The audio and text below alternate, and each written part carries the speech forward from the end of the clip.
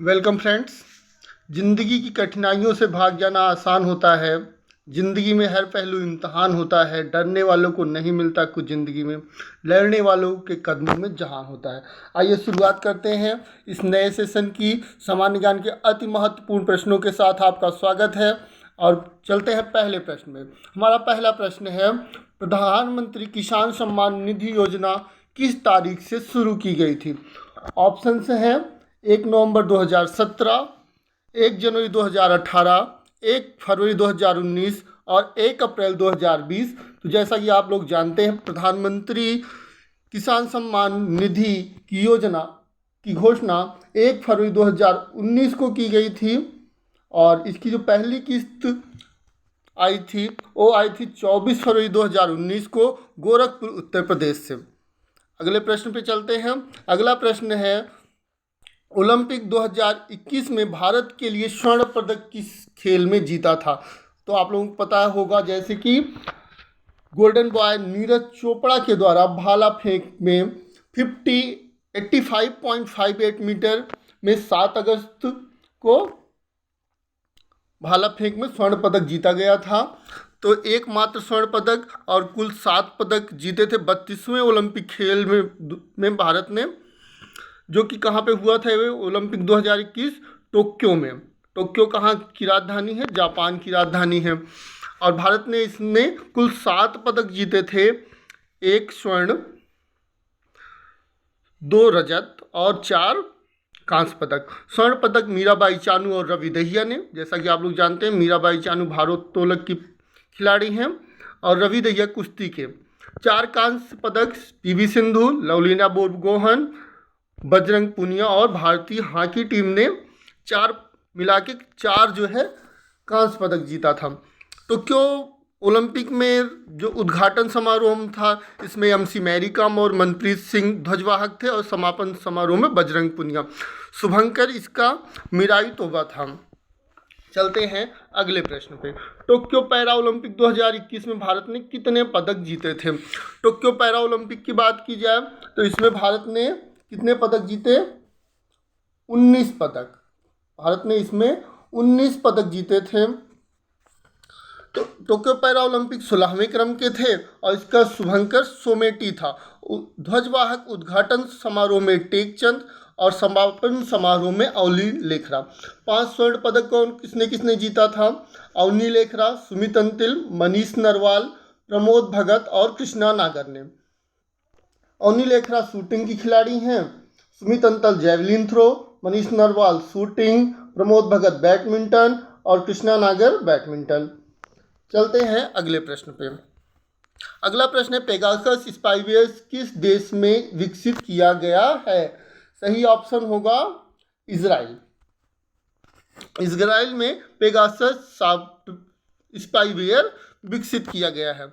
अगला प्रश्न है, किस देश ने भारत को स्पुतनिक 5 कोविड वैक्सीन का निर्यात किया? स्पुतनिक 5 कहाँ की कोविड वैक्सीन है? रूस की है। भारत कोविड-19 किस प्रकार का वायरस था? तो एक आरएनए वायरस था। भारत में भी 2 वैक्सीन जो चर्चित रही, तो किस कंपनी ने बनाया है उनको देख लेते हैं। Covishield serum institute of India के है और दूसरा है कोवैक्सीन, जो कि भारत बायोटेक कंपनी ने बनाया था। अगले प्रश्न पे चलते हैं हम। अमेरिका के जो बाइडेन ने पदभार ग्रहण किया, मीन्स किस क्रम के पूछ रहा है, किस क्रम के राष्ट्रपति रहे थे वो, पदभार किस क्रम पे ग्रहण किया? तो 46वें नंबर के राष्ट्रपति थे अमेरिका के। 46वें नंबर के राष्ट्रपति हैं और 45वें इनसे मतलब किसके स्थान पे ग्रहण किया? तो इससे पहले डोनाल्ड ट्रंप थे, अमेरिका की वर्तमान उपराष्ट्रपति। चूँकि भारतीय मूल के इसलिए प्रश्न महत्वपूर्ण हो जाता है, कमला हैरिस हैं। अगले प्रश्न पे चलते हैं। अगला प्रश्न है, राष्ट्रीय नदी गंगा के संरक्षण और कायाकल्प के लिए केंद्र सरकार द्वारा फ्लैगशिप प्रोग्राम के रूप में स्वीकृत एकीकृत संरक्षण मिशन का नाम?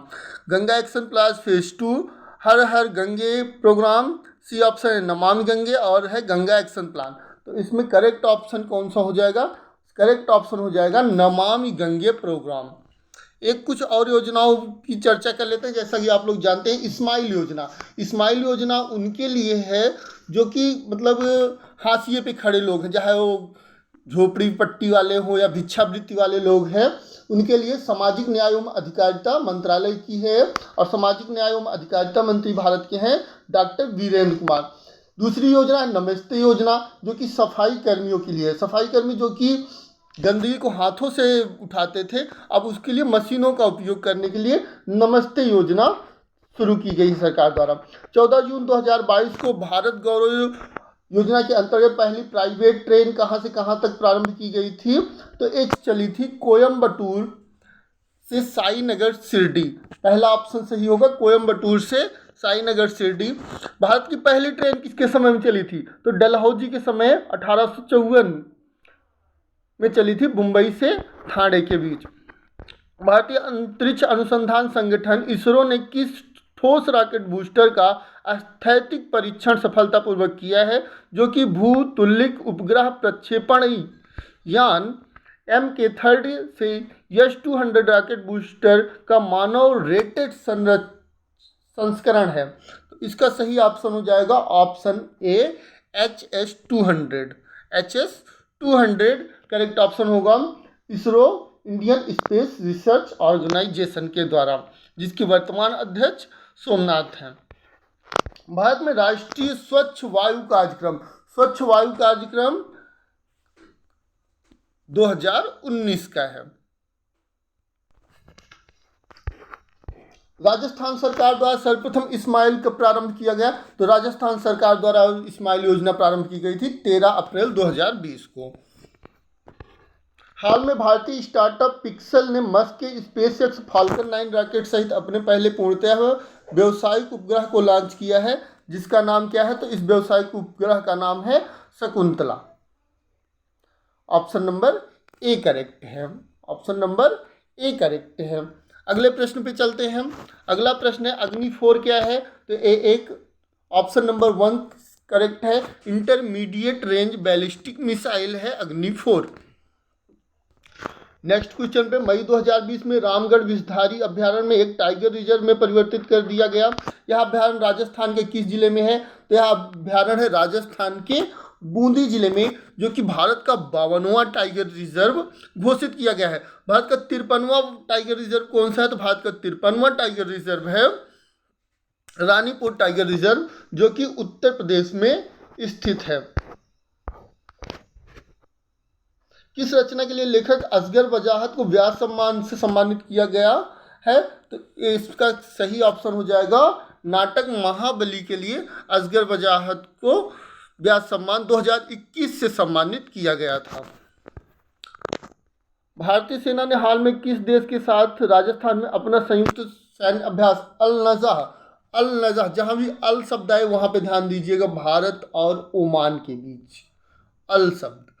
इसी तरह काजिंद भारत और कजाकिस्तान के बीच है। सूर्य किरण भारत और नेपाल के बीच है। सिम्बेक्स भारत और सिंगापुर के बीच। उदार शक्ति भारत और मलेशिया के बीच उदार शक्ति।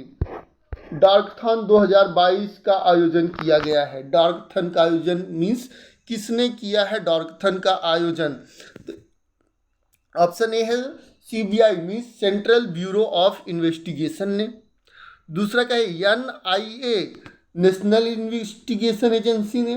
तीसरा है NCB द्वारा means National Narcotics Control Bureau द्वारा।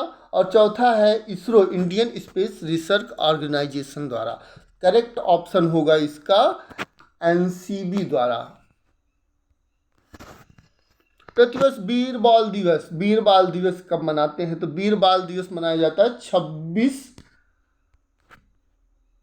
दिसंबर करेक्ट ऑप्शन होगा। अगले प्रश्न पे चलते हैं। GSAT उपग्रह को फ्रांसीसी कंपनी द्वारा अंतरिक्ष प्रक्षेपण यान पर लॉन्च किया गया है। करेक्ट ऑप्शन होगा कौन सा, option number D Arianespace. अगले प्रश्न पे चलते हैं। विश्व आदिवासी दिवस कब मनाया जाता है।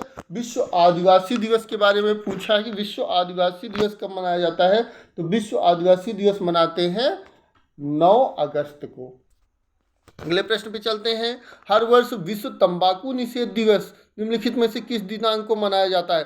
तंबाकू निषेध दिवस मनाते हैं 31 मई को। अगले प्रश्न पे चलते हैं। रामगढ़ विश्वधारी अभयारण्य को किस स्वरूप में सूचित किया गया है? अभी चर्चा किए थे थोड़ी देर पहले, ये बाघ संरक्षित जो है इसको घोषित किया गया है। पर्यावरण दिवस कब मनाया जाता है? आसान सा प्रश्न है। पर्यावरण दिवस 5 जून को मनाया जाता है। अगला प्रश्न है, वर्ल्ड इकोनॉमिक आउटलुक का प्रकाशन निम्नलिखित में किस संस्थान द्वारा किया जाता है? वर्ल्ड आउटलुक रिपोर्ट का प्रकाशन जो है अंतर्राष्ट्रीय मुद्रा कोष के द्वारा किया जाता है। अगले प्रश्न पे चलते हैं। थॉमस कप किससे संबंधित है? थॉमस कप बैडमिंटन से संबंधित है। अगला प्रश्न है, मीराबाई चानू ने किस खेल में टोक्यो ओलंपिक में रजत पदक जीता था? तो मीराबाई चानू किस खेल में जीता था भाई? तो इन्होंने जीता था भारोत्तोलन में। अगले प्रश्न पे, भारतीय अंतरिक्ष अनुसंधान संगठन द्वारा सूर्य अध्ययन हेतु प्रस्तावित, तो सूर्य का पर्यायवाची होता है आदित्य, तो इसका करेक्ट ऑप्शन हो जाएगा आदित्य L1। अगले प्रश्न पे चलते हैं। निम्नलिखित में पेगासस क्या है?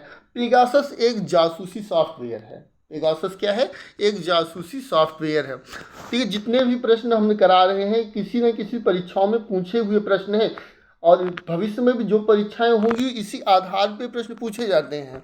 तो ये सारे प्रश्न आपके लिए बहुत ही महत्वपूर्ण हो जाते हैं। इसलिए विश्व ओजोन दिवस कब मनाया जाता है? ओजोन दिवस का प्रश्न मैंने पहले भी कराया था। ओजोन दिवस मनाया जाता है 16 सितंबर को। 16 सितंबर 1987 मॉन्ट्रियल कनाडा में प्रोटोकॉल हुआ था ओजोन परत के संरक्षण के लिए, और 16 सितंबर को मनाते हैं ओजोन दिवस। अगला प्रश्न पे चलते हैं। भारत में 16 जनवरी 2016 को उद्यमशीलता और नवाचार के लिए एक मजबूत और समावेशी पारिस्थितिकी तंत्र तैयार करने के लिए भारत को एक रोजगार सृजित देश के रूप में रूपांतरित करने के लिए शुरू की गई योजना थी। तो यहाँ पे ध्यान दिए 16 जनवरी कह रहा है। पहली चीज़ 16 जनवरी 2016, 16 जनवरी 2016 को मनाते हैं स्टार्टअप डे। तो इसका सही ऑप्शन जो हो जाएगा वो होगा स्टार्टअप इंडिया। कौन सा? Startup India programme. Option number B correct है। इसी के साथ आपके 30 महत्वपूर्ण प्रश्न कंप्लीट होते हैं। जय हिंद सर।